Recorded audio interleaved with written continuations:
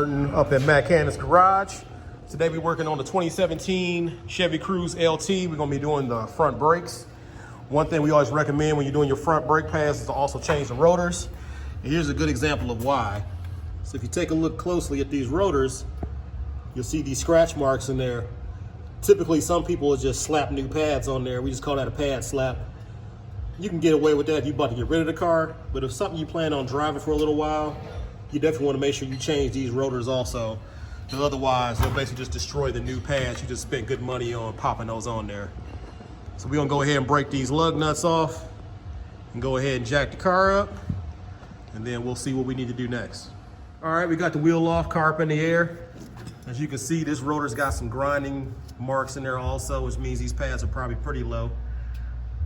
So the next thing you want to do is you want to take the pressure off of this caliper here by squeezing it in with a C-clamp.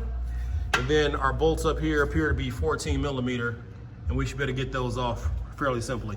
All right, we got the pads off, and you can see, looking at these marks on these pads, this is one of those occasions where someone just slapped new pads on very bad rotors. So as you look how these are dug in on both sides. So what we're gonna have to do is go ahead and change these rotors also. To do that, we're gonna need to remove this bracket. So there's two bolts here on the back side. We got one up top and then one on the bottom. We'll have to figure out what size that is so we can get this bracket off, and then we'll go ahead and pop this rotor off.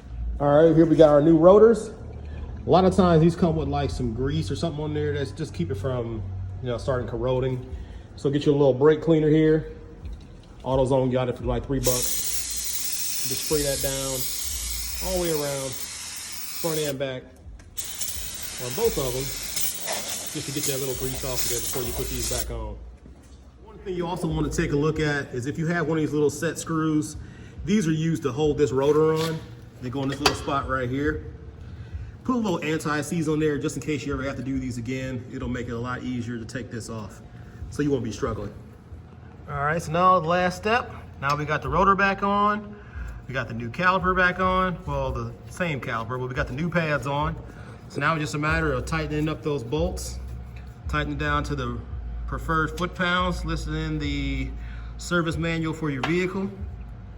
And then that's it. We'll go ahead and swap off to the other side and we'll be done. All right, as you can see, everything is back together. Got the rotor on, got the pads on.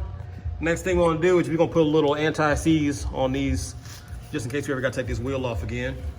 And then we'll be all done. We can put that tire back on. So for some other tips and tricks, just kind of follow us on Instagram at that Machanix Garage, or check us out on YouTube at the Machanix Garage.